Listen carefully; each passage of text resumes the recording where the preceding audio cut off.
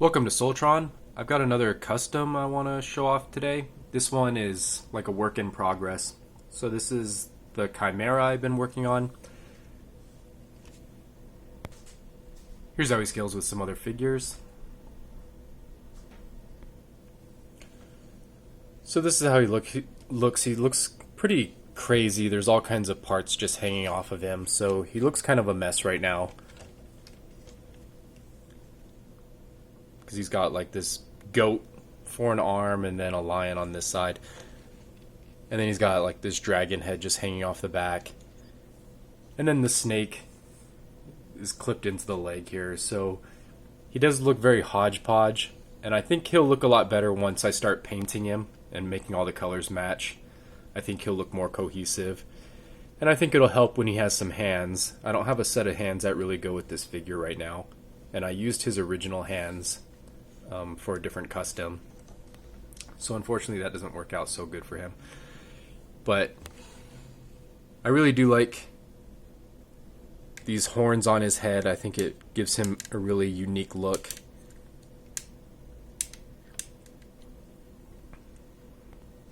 And this figure has a lot of what I think are interesting gimmicks. So he still has like the main pieces can all spread out. So he's got kind of this shield on his shoulder.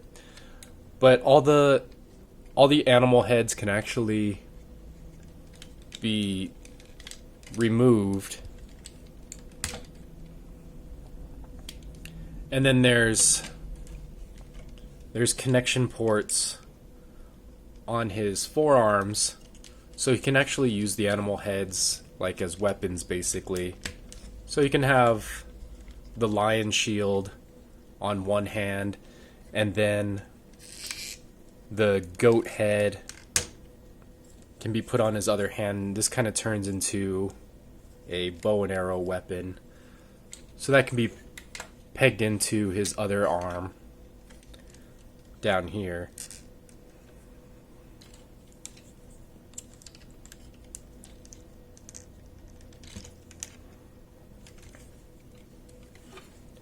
So I think that's pretty cool that he's got those play options. And then there's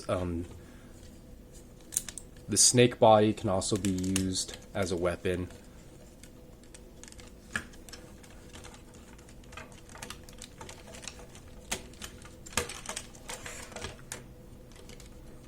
Now he's getting pretty front heavy with all these animal parts hanging off of him.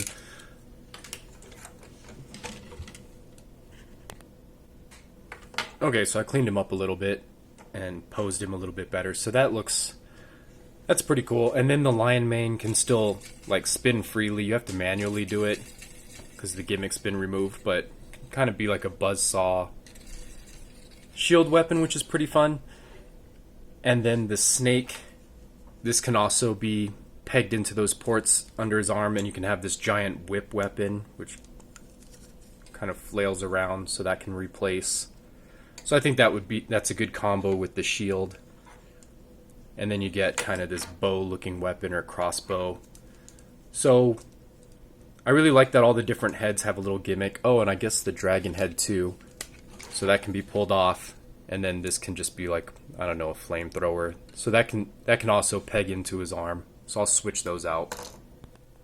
Okay, and here's how he looks with the whip hand. And then this needs another ball joint, but this would clip here. And you have kind of a cannon arm type configuration. So it's cool that all the different heads have a different weapon mode. And then, of course, the claws on the lion's legs still work, so those can be deployed too. So he's got a lot of different gimmicks. He kind of reminds me of Micro Man or something like that. And then he's got one other kind of interesting gimmick to his robot mode is all the different animal parts can kind of be deployed and become just solo animals. So the snake can obviously become a snake. And then he can basically jettison his arms. And then the other half of the lion is back here in his calf. So you unpeg that.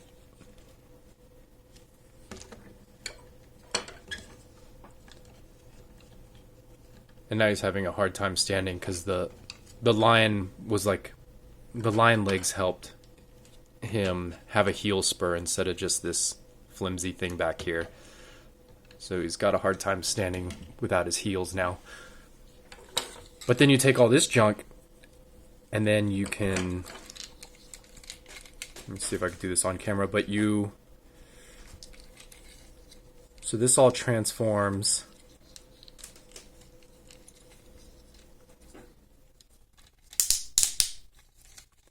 And then this part's going to peg into the rear section here. I don't have the toes of the lion, unfortunately. Otherwise, I would have used Leo Convoy's feet for this instead of these dragon feet.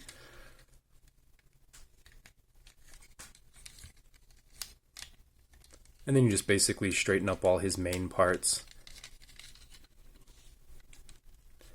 And now he's got, and then this is still a work in progress, so he doesn't have his hindquarters and his tail yet.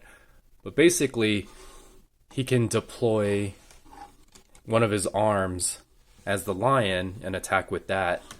So it's pretty cool. He can deploy his limbs, and all his limbs become individual animals. So the same thing with the goat. I'll just do that off camera. All right, and there's his goat half transformed. So I like that the lion and the goat are both made out of the same parts, his arms, but they're definitely different sizes. Like the lion just looks like he takes up a lot more space. So I really like how those two look. And then the snake component. And then the fourth animal is his dragon. So that's just his torso here. Nothing really special about this transformation. It just transforms like the original figure did. You do have to rotate the head around to get these head horns out of the way. And that's just going to end up being the chest of the dragon. And then I did put a ball joint here to help with the articulation. And then the shoulders were also on really good ball joints.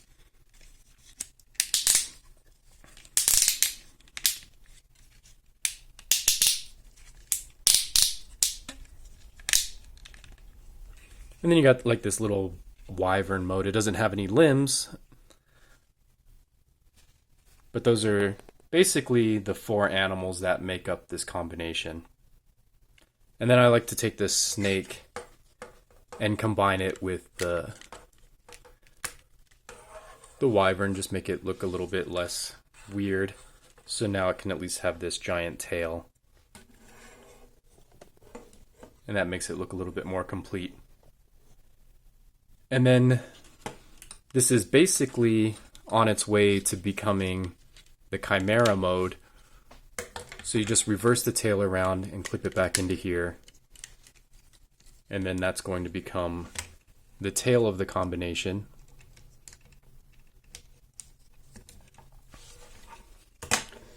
And then you just peg in the lion to this side here. So this is the connection port right there. So we're just going to open up the main, and then there's the connection ball, and that just ports right in there. And then we get these wings out of the way. And then basically it's going to look like that. And then the hindquarters has a connection port right here. So this is going to connect to the hindquarters to kind of solidify everything. So you just line that up and put that in the post there. So that's basically half the Chimera mode. And then you do the same thing for the goat. So here's the connection port there. And then the goat, you have to do a couple extra steps, like you have to lengthen these forelegs. Oh, I popped it out. You have to lengthen these foreleg sections so they're longer because the lion's so much bigger. And then same thing with the rear section. You have to lengthen this out. And then you have to lengthen this whole area out so that it's the right length. And then this is going to peg into that connection point back here. And then this is going to connect into the connection point in the front. And then because he has so many ball joints, he is kind of floppy and fiddly, which is unfortunate, but I think it's worth it for what he can do. Oh, and then you got to get the goat head is on a double joint, so you got to move that forward so it doesn't crash into everything else. And that's going to peg there, and then the hind quarter joint is going to peg right there.